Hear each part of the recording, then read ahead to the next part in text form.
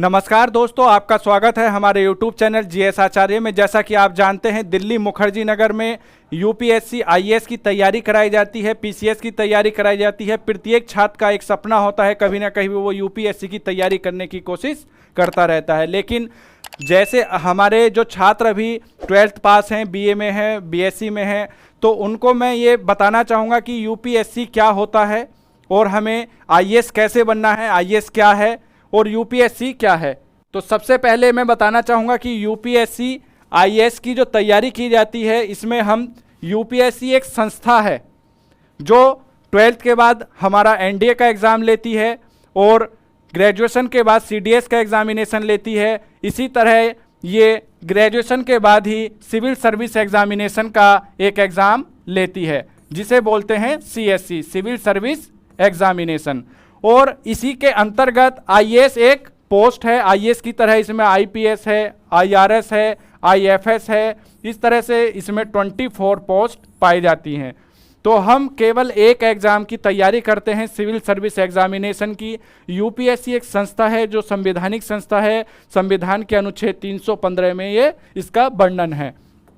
और इसके बाद अगर मैं बात करूं तो दूसरी बात होती है योग्यता की। योग्यता क्या होनी चाहिए? एलिजिबिलिटी यानी योग्यता। सबसे पहले एजुकेशनल क्वालिफिकेशन की बात करते हैं। एजुकेशन क्वालिफिकेशन में सिंपल ग्रेजुएशन इसमें मांगा जाता है। बीए हो, बीएससी हो या बीटेक हो, इस तरह की कोई भी हमारी ग्रेजुएशन हो सकती है जो मिनिमम मार्क्स पे भी अगर आप पास हैं तो भी आप इस परीक्षा को देने के लिए एलिजिबल हैं। दूसरी एलिजिबिलिटी की बात करते हैं। कैटेगरी वाइज इसमें एज लिमिट रखी गई है। मिनिमम एज इसमें 21 रखी गई है। 21 मिनिमम एज है, लेकिन जनरल के लिए 32 ईयर्स तक, ओबीसी के लिए 35 ईयर्स तक और एससी एसटी के लिए 37 ईयर्स तक एलिजिबिलिटी रखी गई है। नंबर ऑफ अटैम्प्ट्स की बात करें तो जनरल के लिए 6 अटैम्प्ट, ओबीसी के लिए 9 अटैम्प्ट्स और एससी एसटी के लिए any number of attempts in the age इसमें रखा गया है।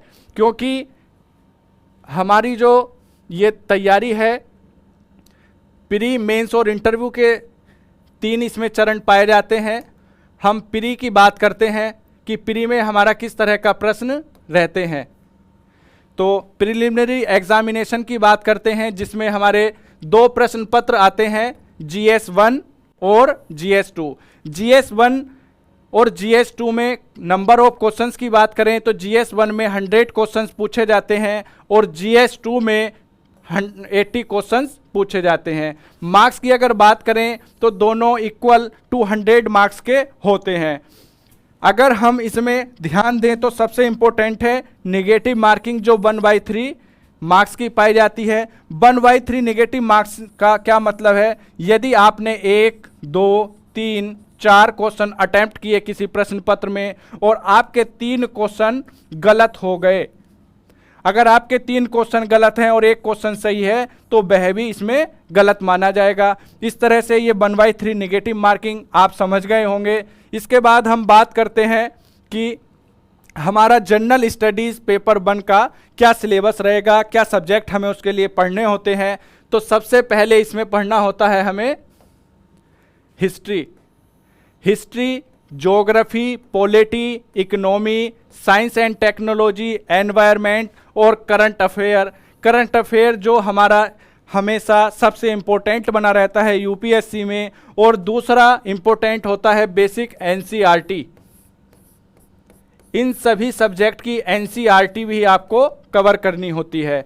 History, geography, polity, economy, science and technology और करंट अफेयर जैसे सेक्शन जो हैं ये देखने में एक हैं, लेकिन इनके अंदर काफ़ी सब टॉपिक छिपे हुए हैं, जिसकी चर्चा हम आपसे मेंस की जब हम आपके लिए आगामी वीडियो बनाएंगे तो चर्चा करेंगे। अभी हम देख लेते हैं जनरल स्टडीज़ पेपर 2 में क्या क्या इम्पोर्टेंट है। जनरल स्टडीज़ पेपर 2 की अगर हम बात करते हैं, जनरल स्टडीज़ पेपर 2 को ही CSAT बोला जाता है, यानी सिविल सर्विस एप्टीट्यूड टेस्ट। इस टेस्ट के बाद इसमें 3 इम्पोर्टेंट टॉपिक हैं। पहला है मैथ, दूसरा है रीजनिंग और तीसरा है कॉम्प्रिहेंशन। इन तीनों कोर पोर्शन से मिलकर के हमारे 80 क्वेश्चंस पूछे जाते हैं। इन 80 क्वेश्चंस के में हमें इम्पोर्टेंट बात यह है कि ये क्वालिफाइंग नेचर का है, यानी कि 27 क्वेश्चन अगर हमारे सही हैं तो हम इस एग्ज़ाम को क्वालिफाई कर देते हैं। बहुत से हमारे स्टूडेंट सी सेट को ही क्वालिफाई नहीं कर पाते और GS 1 पेपर को क्वालिफाई कर जाते हैं, तो इस पर भी हमें ध्यान देना है। और ये 33% मार्क्स इसके लिए रखे गए हैं क्वालिफाइंग के लिए।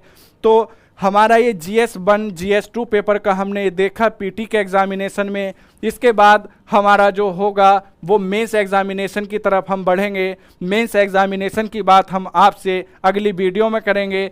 UPSC क्या होता है आज आपको क्लियर हो गया होगा।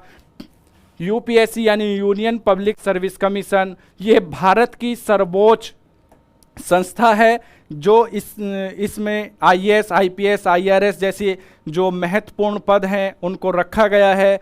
तो इसकी तैयारी के लिए आप हमारे YouTube चैनल GS आचार्य को सब्सक्राइब कर सकते हैं, लाइक कर सकते हैं और ज़्यादा से ज़्यादा शेयर करिए। हम इसी चैनल के माध्यम से एक NCERT सार बैच भी ला रहे हैं जो आपकी आगामी परीक्षाओं में बहुत मदद करने वाला है। और इसी चैनल पर हम आपको C सेट की भी तैयारी कराएंगे। विशाल सर, सोनू सर हमारे साथ इस टीम में जुड़े हुए हैं और भी काफ़ी लोग पीछे से इसमें जुड़े हुए हैं। तो आपका बहुत बहुत धन्यवाद है हमारे इस इनिशिएटिव के साथ।